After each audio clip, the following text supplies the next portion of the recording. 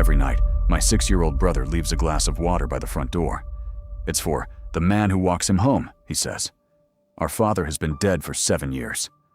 Last winter, my brother vanished into the woods behind our house. 9 hours. Search dogs found nothing but his empty boots in the snow. Then, at 3 a.m., the front door opened on its own, and he walked in. Dry, warm, smiling. He drank the glass of water himself and whispered. He said thank you. He said he can finally stop walking now. I checked the doorbell camera. For 9 hours, it showed my little brother sitting alone on the freezing step in the dark, nodding, laughing, talking to no one. That morning, my mother finally broke. Our father didn't die in a hospital bed like she'd always told me. He died in those woods, searching for a son who'd wandered off years before and somehow came home without a single scratch. That son was me. I was 6. I still don't remember how I got out of those woods. I only remember a glass of water and a man who promised he'd always walk me home. At my father's funeral, a stranger cried harder than any of us. No one knew who he was. Afterward, he pressed an envelope into my hand. More money than my father ever had in his life. Your father saved me, he said, 30 years ago. Inside was a photo. This stranger, as a small child, held by my father.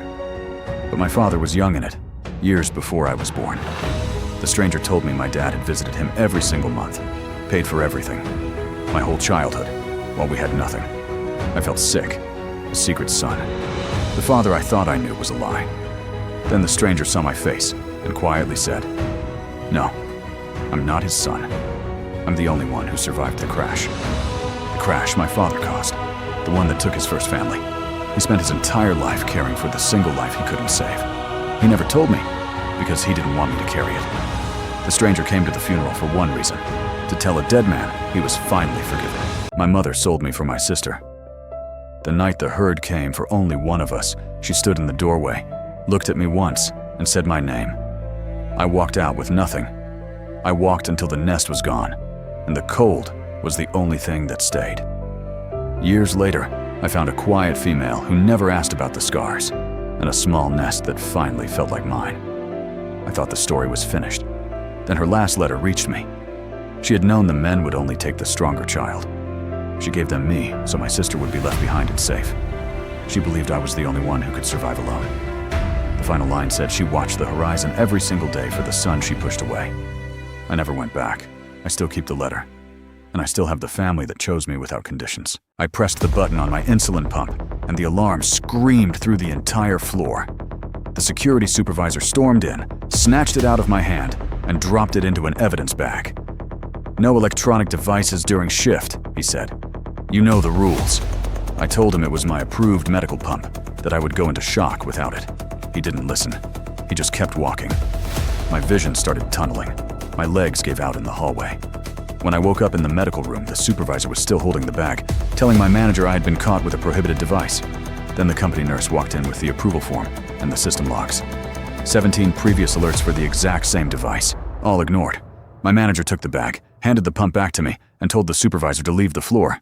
I clipped it back on, pressed the button, and said quietly, "Best vape I've ever owned." I woke up in a hospital bed with a name tag that wasn't mine. The nurses called me by a stranger's name and smiled like I should know them. On the table was a phone full of photos of a wife and 2 kids I had never seen. When I said it was a mistake, they showed me the ID in my wallet. Same face, different name. Then the woman in the photos arrived and kissed me like I was hers. That night, I found a letter in the drawer written in my own handwriting. It said, "If you're reading this, the transplant worked. He didn't make it. You get the life now. Don't waste it." I looked at the sleeping woman beside me and realized the scars on my chest weren't from the accident. They were from the surgery that put someone else's heart in my body, and someone else's life with it. I was packing up after last period when every phone in the hallway buzzed at the same time. "Check your locker." We all opened them. Taped inside each one was a small evidence bag with our name written on it. Mine held a Polaroid of a half-open bedroom window with blood on the sill. Others pulled out different shots. A smashed phone on the floor, muddy footprints leading to a car, a torn jacket in the woods, a gas station receipt timed 1:43 a.m., a shovel leaning against a tree, drag marks in dirt. Phones buzzed again. "Put them in order. You have 4 minutes." We dumped everything on the gym floor. Timestamps lined up. The edges of the Polaroids fitted together like a real puzzle. A full night formed. Argument, window, forced into the car, woods, burial. One piece still missing.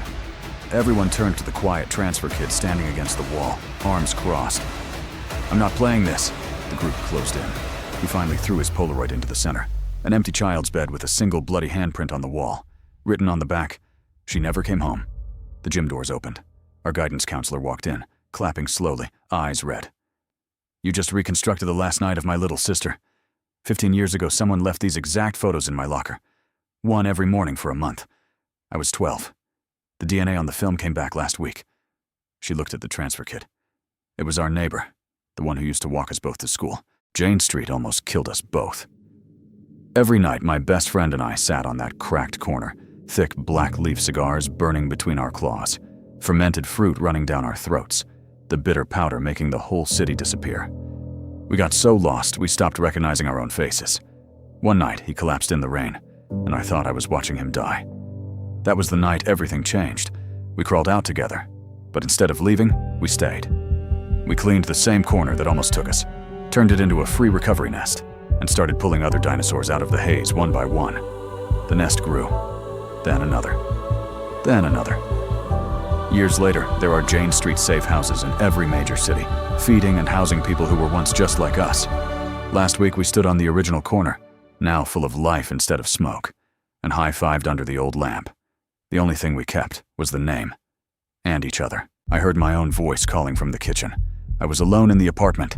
The lights were off. I walked in with my phone light and found nothing.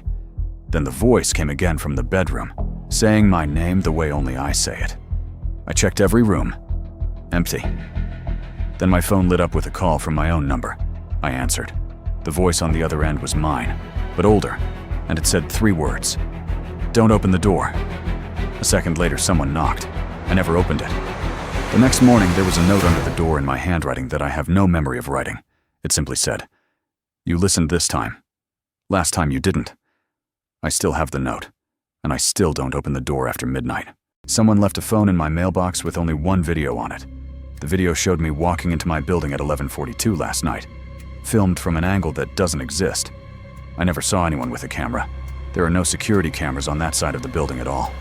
The next morning, a second video appeared on the same phone. It showed me leaving for work at the exact time I left, then turning down a street I never take. That afternoon, I found myself on that street without meaning to go there. Tonight, a third video appeared. It shows me opening my front door at 2:13 a.m. and walking inside with blood on my hands. The timestamp is still 2 hours away. I am sitting here in the dark, watching the screen, waiting to see if I will open the door or not. I found the second body under the floorboards of my childhood bedroom. They told me my father died in a car crash when I was 9. The bones under the floor were smaller, a child's. My brother's name was carved into the wood next to them. I never had a brother.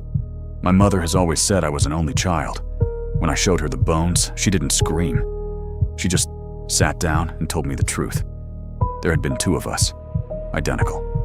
The night the men came for my father, he only had time to hide 1 child. He chose me. The blood on the stairs was never his.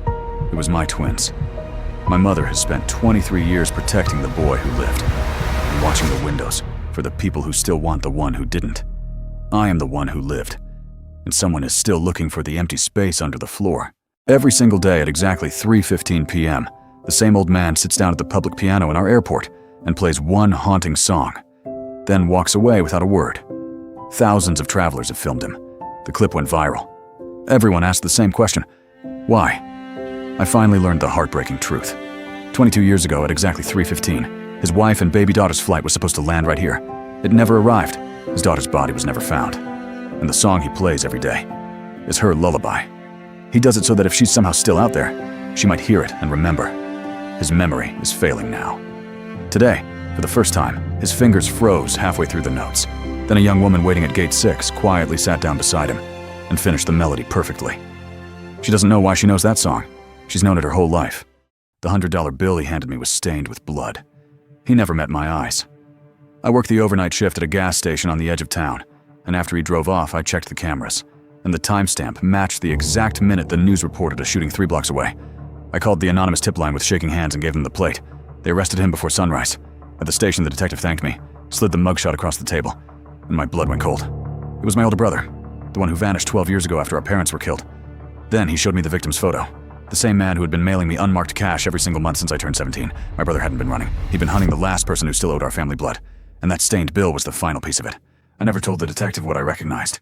The tip line recording is still on my phone, right next to his number. After our father was crushed in the rock slide, I became the only one left who could hunt.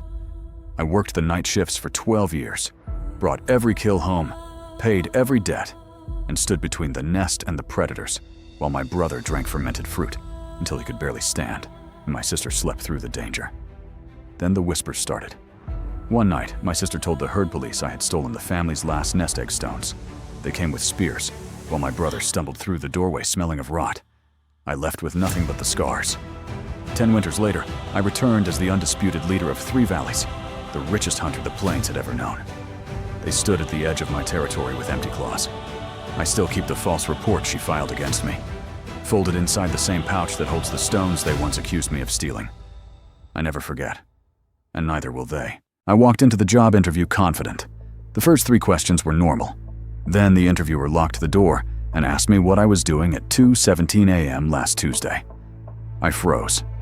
That was the exact time I was alone in my apartment with every light off. The next question was about a private argument I had on the phone 3 weeks ago. No one else was in the room. By the 6th question, they knew things only someone who had been inside my bedroom could possibly know.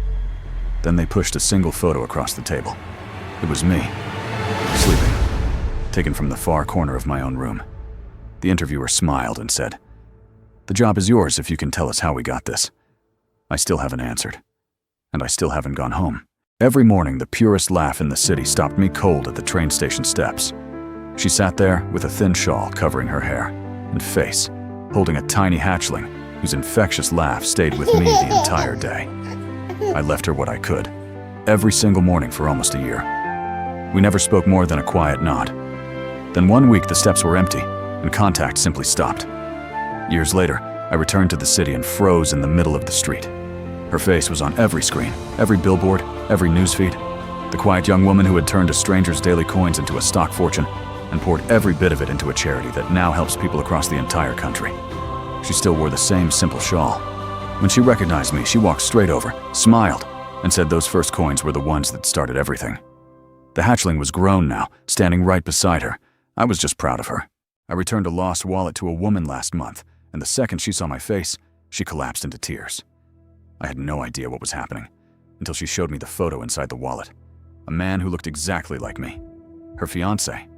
He died 5 years ago. I apologized and left, completely shaken. But I couldn't let it go. See? I'm adopted. I never knew my birth family. So I took the test. That man was my twin brother. And it gets worse.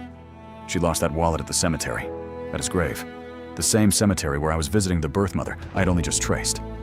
Inside the wallet was a worn letter in his handwriting. If you're reading this, find my twin. Mom told me the truth before she died. I was going to look for him right after the wedding.